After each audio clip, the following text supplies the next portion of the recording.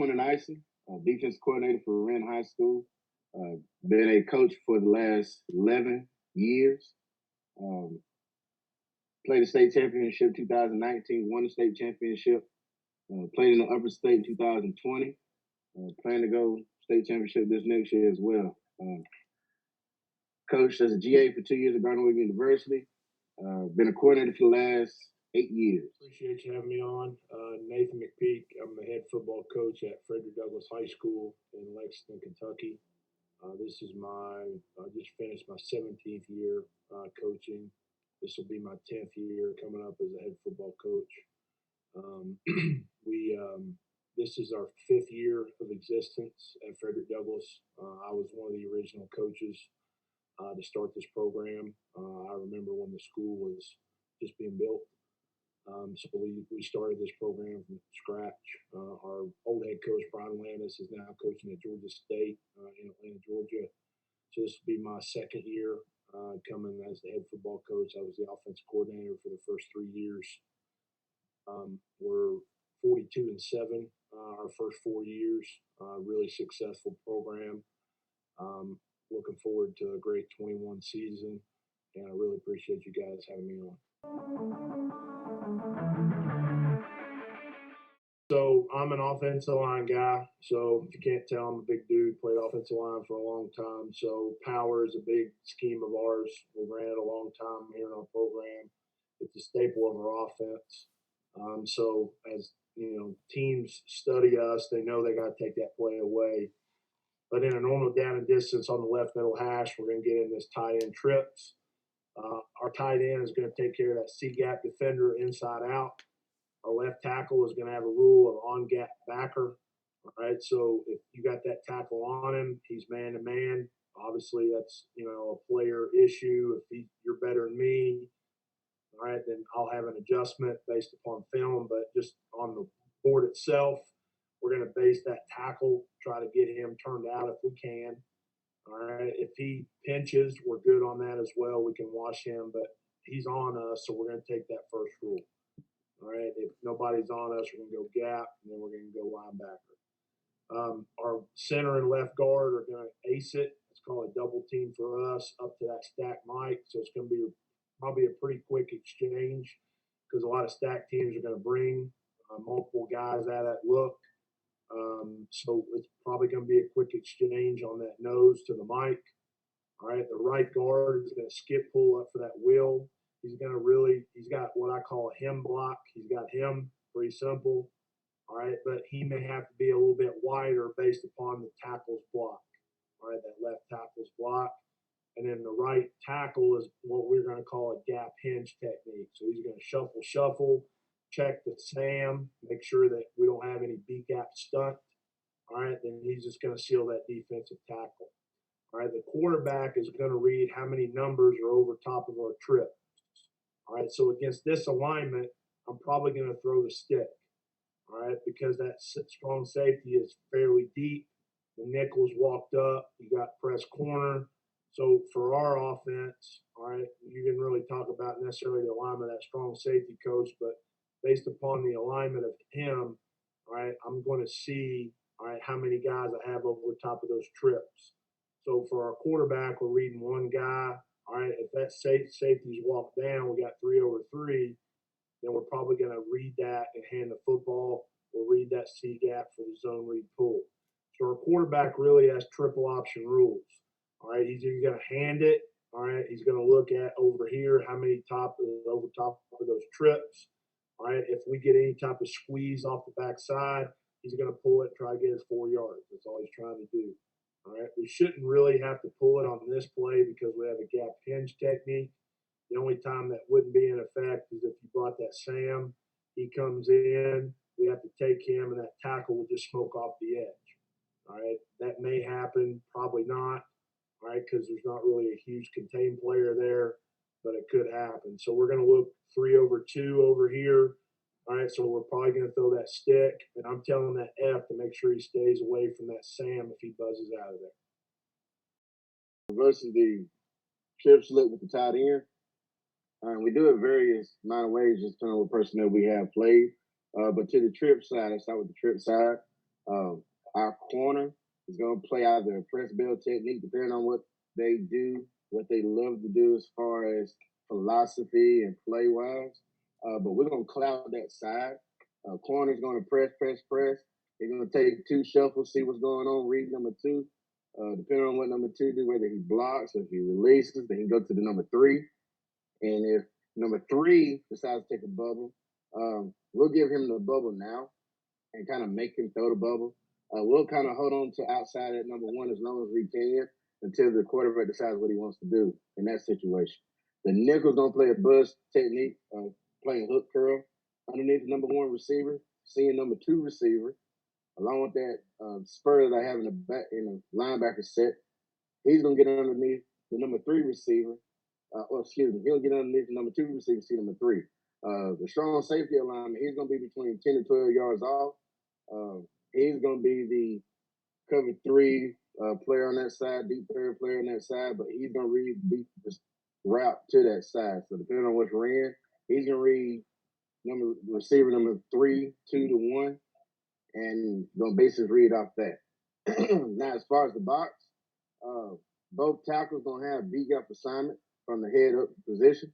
The Mike and the Buck are going to take A gap, and the Buck's going to take the C gap. Now, based off him taking the C gap, he's going to blitz, but he's going to peel off that running back if he come his way. The spur, he's going to check run first. He's going to have C gap, but he's not going to peel with the back. We won't come to the field side because we have numbers. It's going to be 4 on 3. So we feel like in that situation, we got a good shot with that. The free safety going to be locked up on the wide receiver backside, but he will maintain D gap. So he's going to be on the outside shade of that tight end, going to force him inside.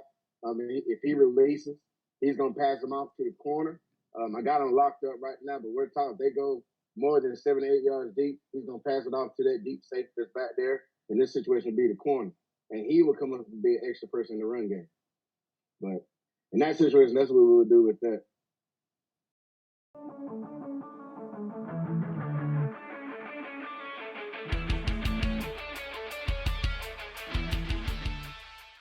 So the way I got it set up, it'd be 2 sets of 4 lock sets right there. Both corners and safeties gonna be locked up in man coverage. But it's gonna be kind of a banjo technique, depending on the situation, depending on tendencies we got that week as well. The biggest thing is we want him to throw it quick. So if it's 2nd and 3, we try to make sure we have a 6 to 7 man box. Try to take advantage of different gaps. I got both tackles lined up in 4 eyes and the shade. Both of them going to attack the 2 B gaps and the A gap. Mike's going to blitz the opposite A gap. Both Buck and Spur, both outside backers. They're going to do the stack technique as far as reading the run, really coming hard inside that both safeties, both safety and nickel into the C gaps. The nickel is going to be blitzing off the edge. He's doing the blitz field technique. If they decide to run a quarterback, I guess option, if you will, nickel's going to take pitch. The backer is going to take quarterback. If the quarterback decides to read the down man or the linebacker in that situation, as far as handing it off on the inside, then the outside backer will have quarterback, inside backer, he will have running back. But in that situation, both corners will be pressed. We expect them to get this ball out quick, very fast and hot. We try to be very aggressive in what we're doing. Hopefully we get them to make a turnover in this situation or a tackle for loss. But that's what we're going to do in that situation. Try to outnumber them. With me being an O-line, I was an O-line guy in college and high school, and I was a D-line guy as well in college. So I understand as far as like blocking schemes, what can almost trigger offensive line as far as putting too much on them. So I try to base all my scheme stuff off that philosophy. That's the first thing I look at when I look at film. What are they O-line like? Who's the strongest? Who's the weakest? Who are they running behind the majority of the time? Who are they not trying to hide? Who are they not trying to run behind the majority of the time? Who are they trying to hide? Who are they trying to expose? Who are they trying to highlight? It's always, no matter what nobody say, it's always you're going to run behind your best one. At least try to. Very seldomly do you see 5 great offensive linemen, but it's not hard to do that in certain places. But that's what I would do in that situation. So in 2nd and 3, all right, I'm going to run jet, all right, but it's not going to be any motion from that compressed set. So we're going to run jet with that Y or that wing back, all right. So as the quarterback gets the ball, the wing is going to, haul tail. He's going to catch the ball. We're going to pitch it to him, all right. And he's going to try to get that expandable hole. All right, on the X, he's just going to try to seal off that backside because we're not running the ball over there. Left tackle is going to have the same rule on gap backer. Against this front here with your shade, we're going to call that an ace. So we're going to double that with the left guard and center up to the mic. And what I'm going to do here is try to give the illusion to take care of your 4 technique and your Sam is we're going to run counter tray away. Okay, so we're going to run counter tray to the left with the guard and the tackle, all right, which you're going to see that on film from us because we're going to run a lot of counter tray.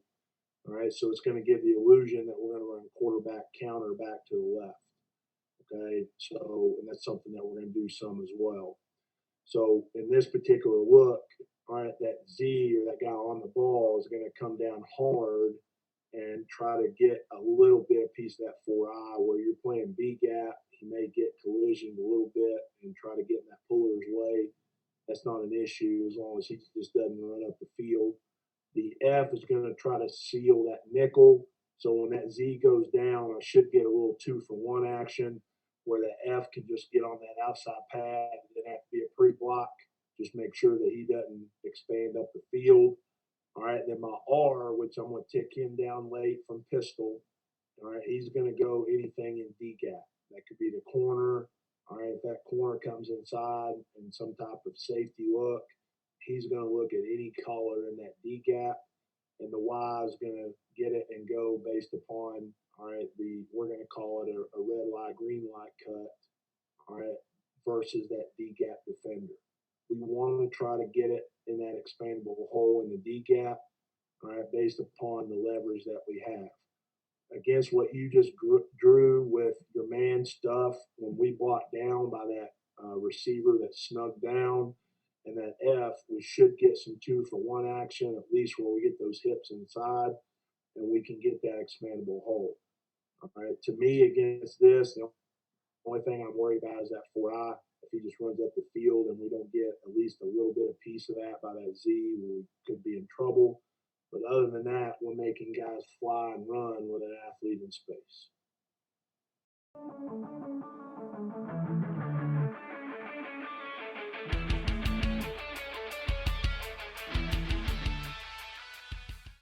So with this double A gap pressure look, obviously I'm thinking pass pro first, especially on 3rd down.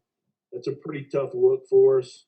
It's pretty tough with the defense giving us that.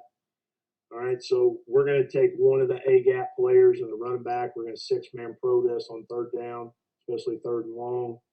So the running back's going to take one of the A gap threats, and the center is going to take the other A gap threat. All right, the left guard and left tackle are going to take care of that outside backer in the 3 technique to the left. The right guard, right tackle are going to give a base call, and we're going to take care of the 3 technique and that 5 technique.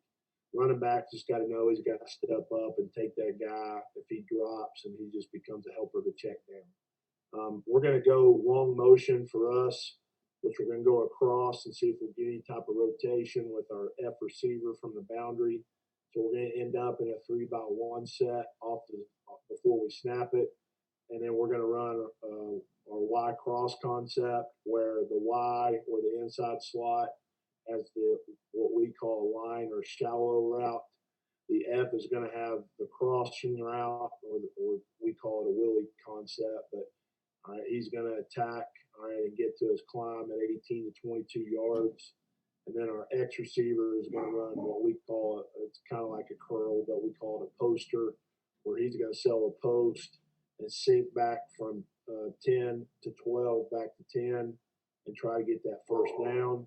And our Z is going to run a skinny post. So our quarterback against this look right here, we're probably going to throw the skinny post and rely on our Z to win the battle against that press corner, all right, and try to hit it for a touchdown or a big play. If he doesn't like that pre-snap, that's dead. All right, that he's going to go from my Willie or my crossing route, all right, back to my poster to try to get a first down. The line route's just kind of eye candy. We're not really teaching our quarterback to throw that on the shallow.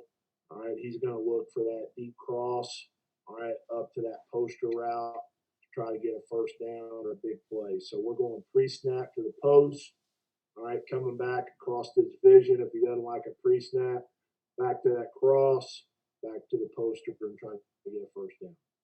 Situation for third and long, really want to put pressure on the quarterback, take away his reads. Like I said, a lot of eye candy, got those guys locked up in those gaps. What we're going to do is between Banjo and cover 4 concept. They're going to read 2 to 1, both of them. They're going to read number 2 receiver where they come in. The safety will take them, or the nickel will take them, or if he come out, the corner will take them back. Everybody's backing off the cover 4 sets. They're reading both 1 and 2 receivers. What we're going to do on the inside, that Sam Backer, he's going to roll blitz outside in that C gap.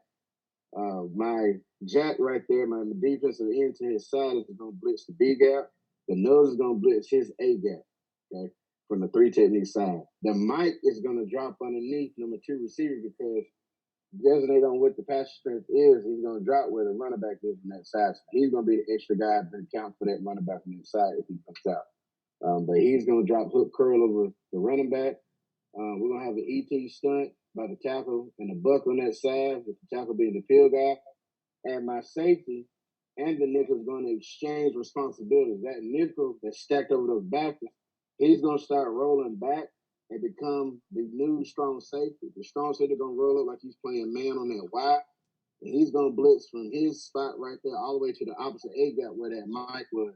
And we're anticipating, by the pass blocking rules of most offensive linemen, that gap's going to be wide open because with the ET on one side and with B and A gap occupied, and then they see the spur coming from that C gap, all our attention going to be away from that strong safety coming in at the end. Hopefully by that time, the secondary have them locked up to a certain degree.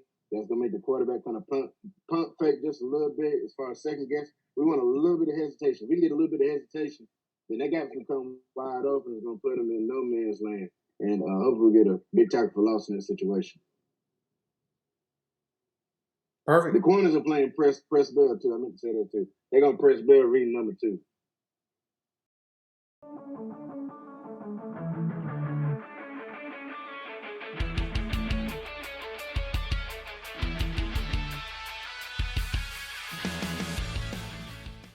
So 10-yard plus down by 4. Expected them to kind of make a big play in this situation. We want to force them to throw the big play. We want to force them to kind of go throw to the end zone. So what I've done was try to put the illusion of maybe we're going to run some man or some kind of situation, but in fact, we're going to kind of roll to a different situation. The free safety, he's going to be down in the box. Throughout the game, we're going to be thinking he's coming off the edge, but he's going to start rolling back pre-snap. And on the snap of the ball, he's going to be rolling outside of that edge receiver. He's going to be on top of almost in a cover 3 look. They're going to be outside shade of him. The outside back of the buck, he's going to drop underneath the edge. So we're going to 2-1 him on that side. The corner's going to blitz off the edge from the tight situation. That tackle's going to blitz the A gap, going to stunt to the A gap. Nose going to stunt opposite A gap. The tackle on the other end, with my jack, he's going to stunt to the B gap. My Mike is going to stunt to the B gap. My Sam is going to lock up the Y. And then the nickel, the strong safety, and the corner are going to go 3-on-2 with the 2 receivers.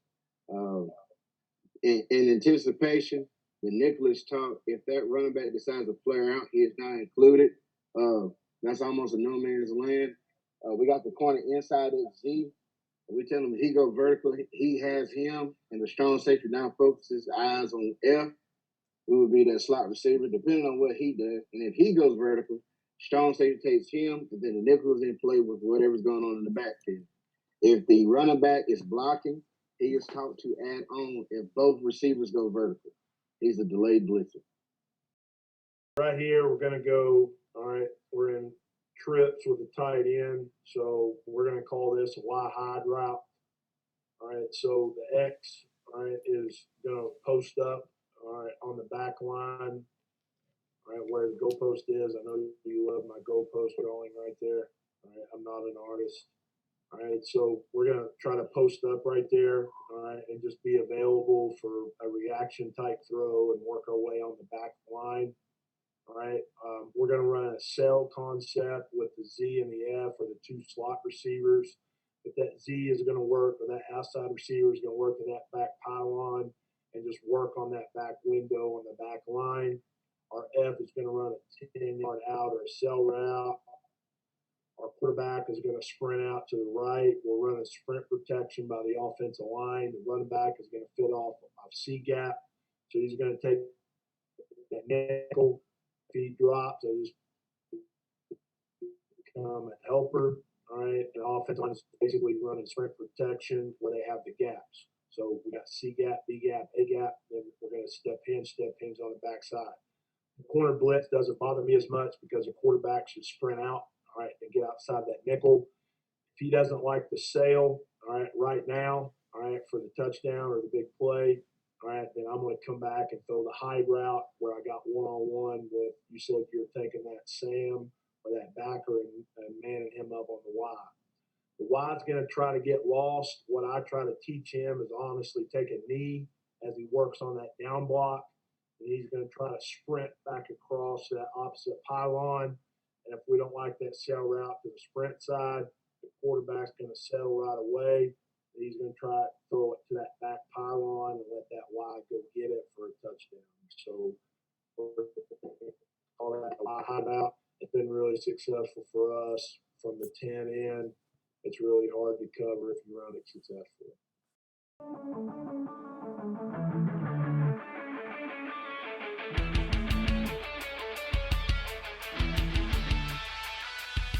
Well, I appreciate you having me on. Thank you so much. One thing I would just want to encourage everybody on is, the game of football is a great game. It's the ultimate team game. One of the biggest quotes that I've been trying to hammer home with our players this year is really starve your distractions and feed your focus. And I think in the game of football, that's what we have to do.